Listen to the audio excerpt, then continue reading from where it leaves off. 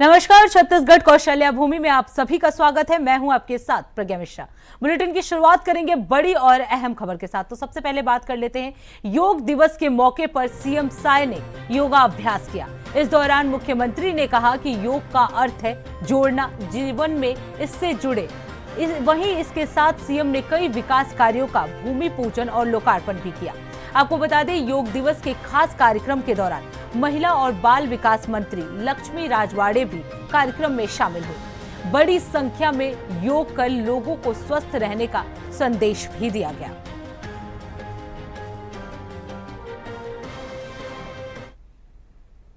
अब रुक करते हैं अगली खबर के। अंतर्राष्ट्रीय योग दिवस के अवसर पर इंदिरा गांधी कृषि विश्वविद्यालय के कृषि मंडपम में कार्यक्रम का आयोजन किया गया। आपको बता दें, इसमें सीएम, राज्यपाल टेका से लेकर डिप्टी सीएम, मंत्री, विधायक और सांसद ने योगाभ्यास किया। तमाम जनप्रतिनिधियों ने अधिकारियों, कर्मचारी, छात्र छात्राओं के साथ मिलकर योगाभ्यास कर लोगों से योग दिवस मनाने की भी अपील की। आपको बता दें, इस बार का थीम जो था वो एक पृथ्वी एक स्वास्थ्य रखा गया था। इस कार्यक्रम में राज्यपाल रमेन टेका के साथ बड़ी संख्या में लोग जो है वो शामिल हुए। वहीं विभिन्न कर्मचारी, दिव्यांगजन और ट्रांसजेंडर समुदाय के लोगों ने भी सामूहिक रूप से योगाभ्यास किया।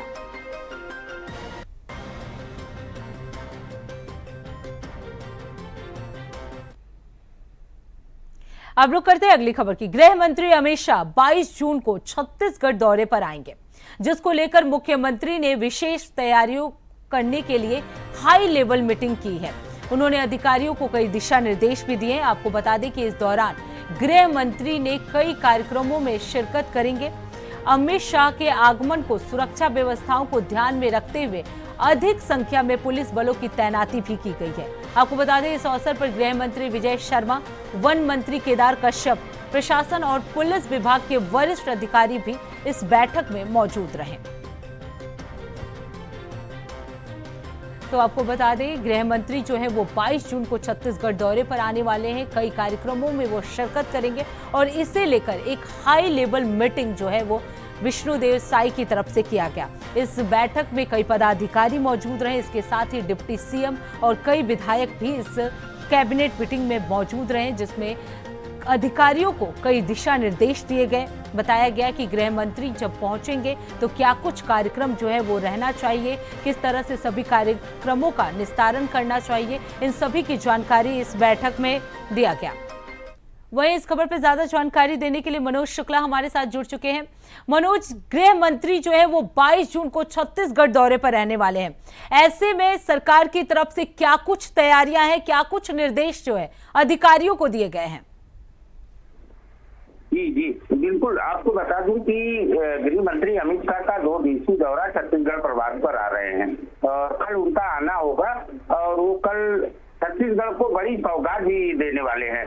आपको बता दूं, जिसको लेकर मुख्यमंत्री विष्णुदेव साय ने बड़ी बैठक की है और उनके आने की पूरी तैयारियों की समीक्षा की गई है और जिसमें दिशा निर्देश अधिकारियों को जारी किया गया है। और आप समझ सकती हैं कि छत्तीसगढ़ में अमित शाह का आना जो है, देश के गृह मंत्री, उनको चाहे सुरक्षा व्यवस्था को लेकर और गृह मंत्री अमित शाह का जो दौरा है वो नारायणपुर में भी जाएंगे, जो एक बड़ी बैठक लेंगे नक्सलियों के संदर्भ में कहा जा सकता है कि। और आपको ये भी बता दूं कि गृह मंत्री अमित शाह का देश की जनता से एक सीधा संदेश था कि 2026 मार्च तक जो है देश से नक्सलवाद खत्म हो जाएगा। तो जिसे लेके गृह मंत्री अमित शाह का जो बस्तर में नारायणपुर जिले में एक बड़ी बैठक भी होनी है उसी नक्सलवाद के खात्मे को लेकर, जिसमें छत्तीसगढ़ के तमाम आला अधिकारी मौजूद रहेंगे। तो आप समझ सकती हैं कि सुरक्षा व्यवस्था को लेकर मुख्यमंत्री विष्णुदेव साय जो बड़ी बैठक लिए हैं, इसमें सीधा सीधा दिशा निर्देश उनकी तरफ से जारी हुआ है। जी बिल्कुल मनोज, अगर बात की जाए, क्योंकि जैसा कि आपने बताया कि नक्सलवाद को लेकर गृह मंत्री अमित शाह ने एक बड़ा ऐलान किया है कि 2027 तक नक्सलवाद को जो है वो पूरी तरह से खत्म कर दिया जाना चाहिए। ऐसे में क्या सिर्फ नक्सलवाद को लेकर ही बैठक की जाएगी गृह मंत्री द्वारा, या किसी और मुद्दे पर भी चर्चा की जाएगी कल?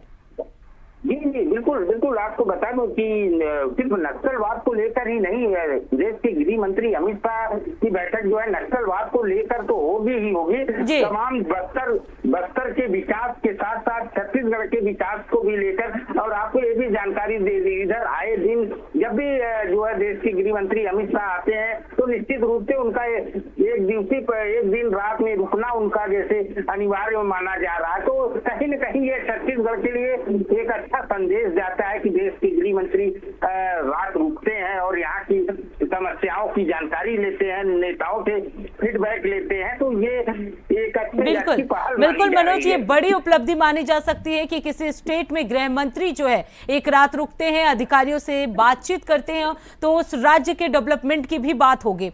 मनोज, आप बने रहिएगा, आगे भी आपका रुख करेंगे। अब रुक करते हैं अगली खबर की। खबर राजधानी रायपुर से है, जहां कैबिनेट बैठक के अधूरे प्रस्तावों से मुख्यमंत्री साय नाराज हो गए। आपको बता दें, सीएम का कहना है कि लापरवाही के चलते कैबिनेट के कई अहम प्रस्ताव समय पर प्रस्तुत नहीं हो पा रहे हैं, जिससे प्रशासनिक कामकाज प्रभावित हो रहा है। इस दौरान प्रमुख सचिवों ने सचिव को कड़ा पत्र लिखा, जिसमें उन्होंने स्पष्ट निर्देश दिए हैं कि कैबिनेट बैठक के लिए संक्षेपिकाएं समय पर पूरी जानकारी के साथ निर्धारित प्रारूप में भेजी जाए। आपको बता दें, सीएम विष्णुदेव साय के प्रमुख सचिव ने सभी प्रभारी सचिवों को पत्र लिखकर 7 बिंदुओं में ये पत्र लिखे हैं। कैबिनेट के अधूरे प्रस्तावों से सीएम जो है वो नाराज थे और उसके बाद से जो प्रमुख सचिव हैं उन्होंने सभी सचिव को पत्र लिखे हैं। वहीं इस खबर पर ज्यादा जानकारी देने के लिए हमारे साथ लगातार मनोज शुक्ला बने हुए हैं। मनोज, कैबिनेट बैठक में जो अधूरे कार्य रहे थे उस प्रस्तावों को लेकर सीएम साय जो है वो पूरी तरह से नाराज हो गए हैं। इसे लेकर क्या कुछ निर्देश जो है अधिकारियों को दिया गया है? जी, आपको बता दूं, पीएम साय अभी कैबिनेट की बैठक ली थी तो उसने कुछ कई नए दिशा निर्देश जारी किए थे जिसको प्रभावी ढंग से लागू नहीं किया, जिसको लेकर सीएम का नाराजगी देखने को मिली। और इसको लेकर उनके प्रमुख सचिव जो सुबोध कुमार सिंह है वो उनके द्वारा जो है सभी प्रभारी सचिवों को, और आपको ये भी जानकारी दे दूं कि सीएम साय ने एक और अच्छी पहल की शुरुआत की है कि सभी जिलों के लिए आईएएस अधिकारियों को प्रभारी नियुक्त कर दिए हैं, जिससे जो है कामकाज की समीक्षा अच्छे से हो सके, मॉनिटरिंग अच्छे से हो सके। तो उन जो प्रभारी सचिव नियुक्त किए गए हैं उनको जो है प्रमुख सचिव सुबोध सिंह द्वारा पत्र जारी किया गया है और पत्र में स्पष्ट तौर पर दिशा निर्देश जारी किया गया है प्रमुख सचिव की तरफ से। मनोज, क्योंकि इस पत्र में 7 बिंदुओं की बात की गई है, तो कौन कौन से ये बिंदु हैं और किन किन टॉपिक पर इस पत्र में लिखा गया है? जी, आपको बता दूं कि जो उनके 7 बिंदु हैं, जो 7 चीजों की मॉनिटरिंग होनी है, 7 योजनाओं की, उसको समझ लीजिए मंत्रिपरिषद के सपेक्षिका 7-8 पृष्ठ में अंकित नहीं होना है। कई ऐसे तमाम जो है मंत्रिपरिषद की बैठक में एक दिन पूर्व बैठक में प्रस्ताव लिए गए थे, उन सब चीजों का जो है सही ढंग से क्रियान्वयन नहीं हो पाया है। मंत्रिपरिषद की समितियों के लिए सपेक्षिकाएं भी इस प्रारूप में बिल्कुल मनोज, जिस तरीके से आपने बताया 7 बिंदुओं पर जो है जवाब मांगे गए हैं, पत्र में लिखा गया है और सीएम साय जो है वो अधिकारियों को सख्त निर्देश देते हुए नजर आ रहे हैं। बहुत बहुत धन्यवाद मनोज इस खबर पर विस्तार से जानकारी देने के लिए।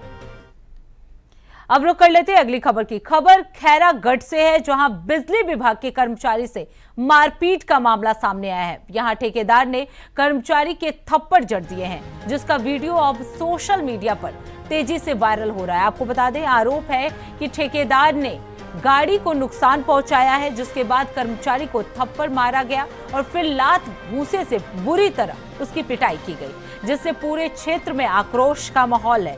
और वहीं पुलिस जो है वो मामला दर्ज कर ली है। बिजली विभाग के कर्मचारी से की गई मारपीट मामले में पुलिस ने जो है मामला दर्ज कर लिया है। वहीं ये वीडियो सोशल मीडिया पर तेजी से वायरल हो रहा है।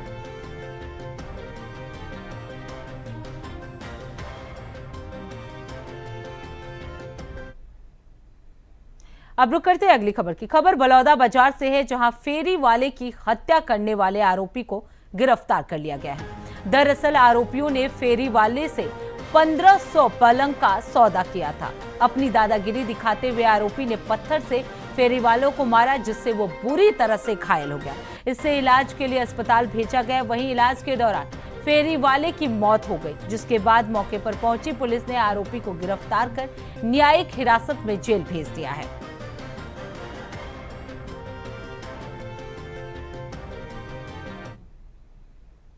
अब रुक करते हैं अगली खबर की। खबर राजधानी रायपुर से है, जहां रेलवे जोन के जीएम तरुण प्रकाश ने दुर्ग से रायपुर के बीच निरीक्षण किया है।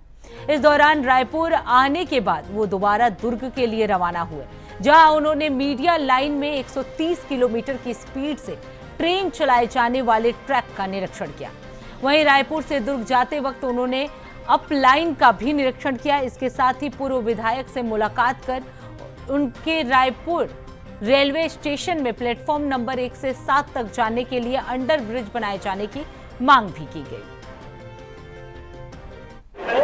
रेलवे के जीएम आज रायपुर राजधानी रेलवे स्टेशन पहुंचे हैं। सबसे पहले तो मैंने उनका धन्यवाद दिया और उनको कहा कि आप हर हफ्ते रायपुर रेलवे स्टेशन आइए, क्योंकि जब रायपुर रेलवे स्टेशन जीएम आते हैं तो यहाँ की सफाई से लेकर हर व्यवस्था को सुचारू रूप से करने का काम करते हैं। उसके बाद ट्रेनों को लेकर एक बड़ी चिट्ठी लिखकर हमने दी है, जिसमें डिमांड की बात की है।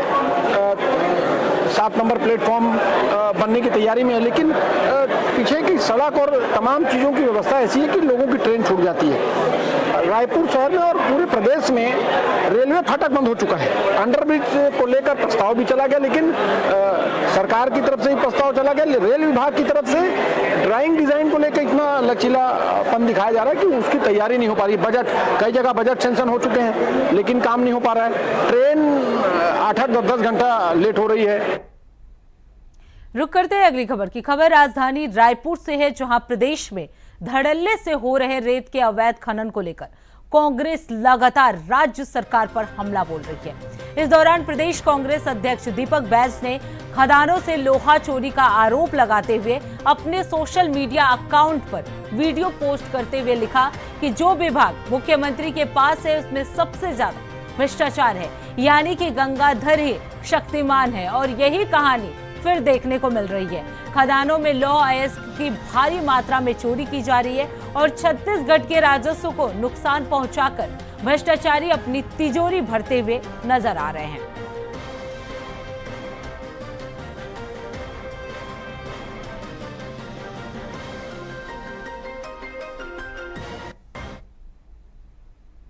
अब रुक करते हैं अगली खबर की। खबर बलौदा बाजार से है, जहां रेलवे विभाग की उदासीनता को लेकर यात्रीगण जो है वो परेशान है। इस दौरान जनता ने सरकार और रेलवे विभाग से कोच बढ़ाने की मांग की है। ट्रेन में बहुत ज्यादा भीड़ रहती है, वहीं लोग अपनी जान जोखिम में डालकर सफर करने को मजबूर हैं। लगातार ये परेशानी यात्रियों पे बनी हुई है। सरकार किसी अनहोनी घटना का इंतजार कर रही है। वहीं आम जनता का कहना है कि कच्चा लोहा का माल ले जाना होता है तो इतनी लंबी ट्रेन चलती है, और जब लोगों को ले जाना होता है तो मात्र 7 डिब्बे चलाए जा रहे हैं।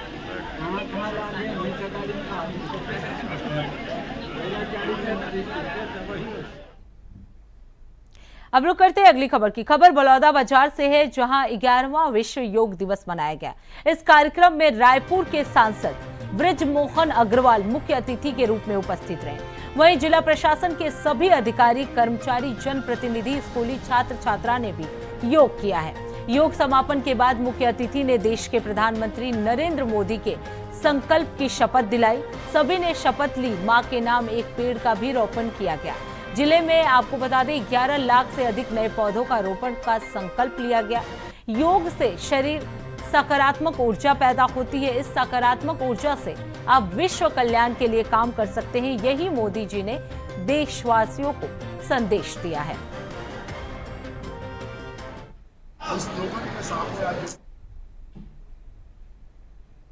अब रुक करते हैं अगली खबर की। खबर बलौदा बाजार से है, जहां स्वास्थ्य मंत्रालय की टीम द्वारा जिला चिकित्सालय आकस्मिक दौरा किया गया है। इस दौरान उन्होंने जाना कि स्वास्थ्य विभाग के द्वारा बीमार गरीबों को जो सुविधाएं मिल रही हैं, जैसे लैब में खून test, dialysis, CT scan, sonography, X-ray जैसी सुविधाएं जिला चिकित्सालय द्वारा निःशुल्क उपलब्ध कराई गई हैं, जिसका निरीक्षण किया गया। वहीं कुछ खामियों को सुधारने का निर्देश देते हुए जिला स्वास्थ्य अधिकारी ने कहा कि एक-एक वार्डों का निरीक्षण कर भर्ती मरीजों से चर्चा करनी है। उन्होंने इस दौरान चर्चा भी की। स्वास्थ्य मंत्रालय की टीम ने इस दौरान निरीक्षण किया।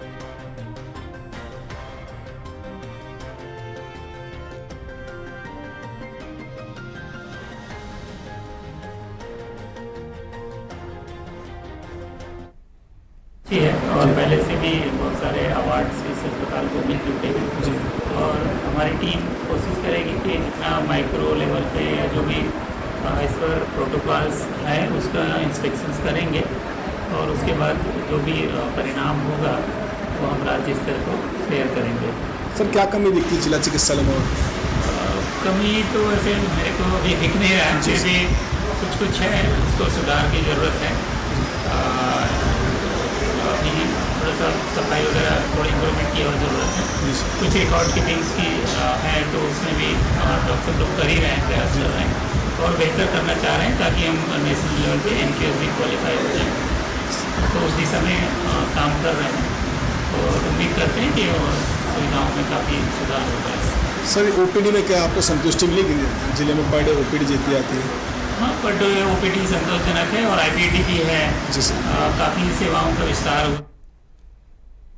तो फिलहाल छत्तीसगढ़ कौशल्या भूमि में इतना ही। देश दुनिया की तमाम बड़ी खबरों के लिए देखते रहिए इंडिया वॉइस। तब तक के लिए नमस्कार।